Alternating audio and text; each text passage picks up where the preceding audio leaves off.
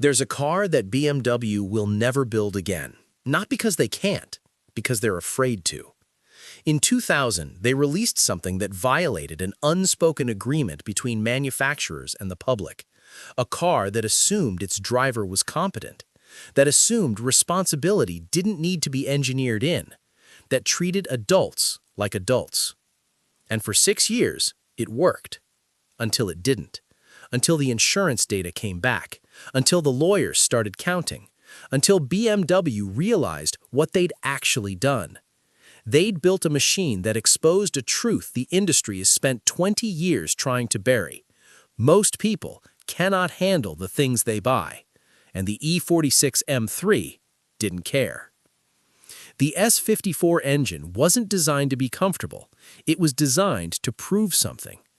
BMW Motorsport had spent the 1990s watching their competitors, Porsche, Mercedes, Audi, soften.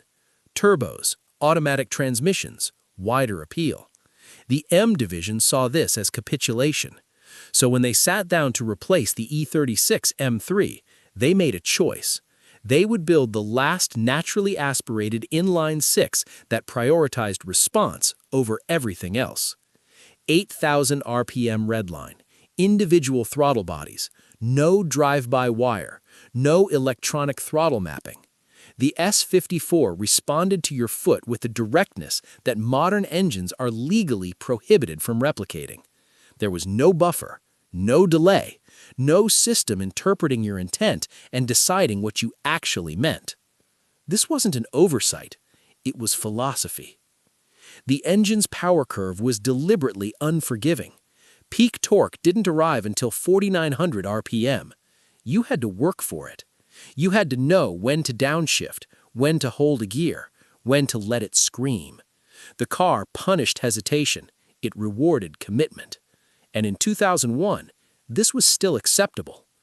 But what BMW didn't advertise, what they barely acknowledged even internally, was that this engine changed people. Drivers reported something unusual within the first 6 months of ownership, a compulsion. They began taking longer routes, avoiding highways, seeking mountain roads in the middle of the night. The S54 had a psychological hook. It was only satisfying used near its limits. Anything less felt like waste. This wasn't true of other sports cars. A 911 could be driven lazily. A Corvette could cruise. But the E46 M3 felt dormant below 4,000 RPM. It felt like you were insulting it. Forum posts from the era described this explicitly. Owners talked about needing to redline it, about feeling guilty if they drove it gently, about the car sitting in the garage because they couldn't justify short trips. It had to be driven properly or not at all. BMW accidentally engineered a dependency, and they'd sold it to 85,000 people. The insurance industry noticed first.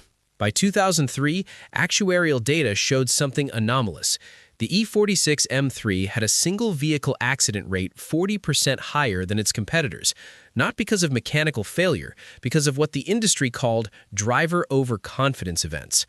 The car's balance was so neutral, its feedback so clear that it convinced drivers they were better than they were. It communicated grip so well that people trusted it in situations where they shouldn't have.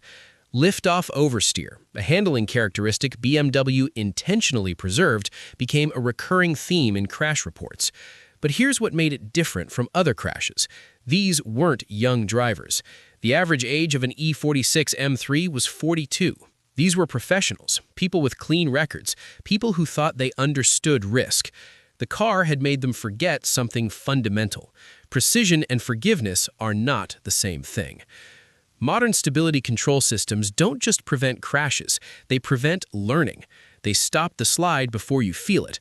The E46 M3 system, when it was even turned on, intervened late. It let you make the mistake. And in 2004, BMW faced a choice: recall the calibration or accept the liability. They did neither. They simply stopped building it that way. The 2005 model year brought a software update, barely mentioned in press materials. The stability control became more aggressive. Throttle mapping was softened in the first 20% of pedal travel. The car became slightly less immediate. Owners noticed instantly. The forums erupted. Not with rage, with grief. People described it as neutered, as if something living had been sedated. And they were right. BMW had quietly acknowledged that the original calibration was too honest for the real world. But the deeper issue wasn't the software, it was what the car had revealed about the trajectory of the industry. In 2006, the European Union finalized regulations that would require all new vehicles to include advanced stability systems by 2014. The United States followed in 2011. These weren't suggestions, they were mandates, and they made cars like the E46 M3 illegal to design, not illegal to own, illegal to conceive, because the philosophy behind the E46 M3, that a car should communicate reality without filtering it, was now considered dangerous. The assumption that drivers could be trusted to learn, to adapt, to accept consequences was no longer viable. BMW saw this coming. The entire industry did, and they made a calculated decision. If regulation was going to force intervention systems, they would use those systems to unlock performance that was previously too dangerous to offer. The E90 M3 that replaced it had 414 horsepower, a V8, more power in every measurable way, and it was slower in the hands of an average driver on a back road, because it was softer, because it hesitated, because it assumed incompetence and engineered around it. The cultural shift happened quietly. By 2010, the language around sports cars had changed. Reviews stopped talking about driver involvement and started talking about accessible performance. The goal was no longer to reward skill, it was to deliver thrills without requiring competence. This wasn't cynical, it was economic reality. The market for drivers who wanted to be challenged was small. The market for drivers who wanted to feel fast was enormous. The E46 M3 had been designed for the former and bought by the latter, and the collision between those two groups created the exact conditions that made it impossible to repeat. Today, the E46 M3 occupies a strange space. Values have tripled since 2015. Collectors treat it like a talisman, but most of them don't drive it, because driving it correctly, the way it demands to be driven, is illegal on public roads and increasingly difficult to do safely even on track. The car wasn't built for a world of traffic cameras, strict enforcement, and zero-tolerance policies.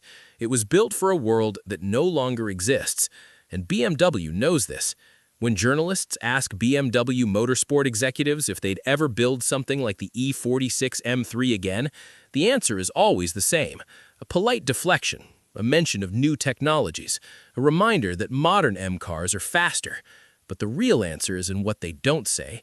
They can't build it again because the liability alone would be catastrophic, because the regulatory framework won't allow it, because even if they wanted to, the people who would buy it no longer exist in sufficient numbers.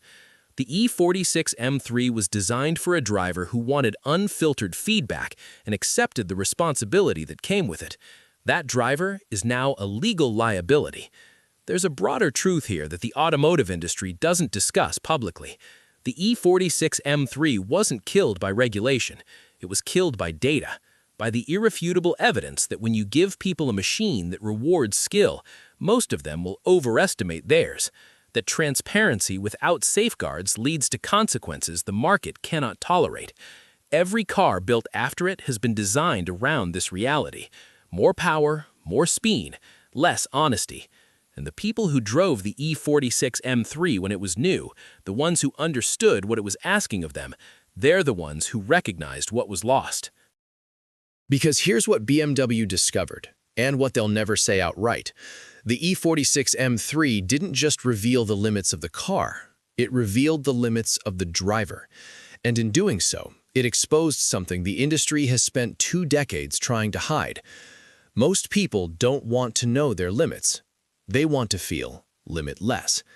The E46 M3 offered the former. Every car since has sold the latter. And that's why it was peak BMW. Not because it was the fastest, not because it was the most powerful, but because it was the last time they built a car that told the truth. There's a reason they're still on the road. A reason owners refuse to sell them. A reason values keep climbing even as maintenance costs become irrational. It's not nostalgia. It's recognition. The people who own them now understand that they're not holding on to a car. They're holding on to evidence, proof that there was a moment, brief, unintentional, and unrepeatable, when a manufacturer looked at the market and said, "We'll assume you can handle this." And then the data came back, and the assumption died. The E46 M3 wasn't a mistake, it was a test, and we failed it. BMW learned the lesson. They learned that honesty is expensive, that feedback is a liability, and that the future of performance isn't about making better drivers, it's about making worse drivers feel better. And they were right. Because 20 years later, cars are faster than ever, safer than ever, more capable than ever, and absolutely none of them will tell you the truth the way the E46 M3 did.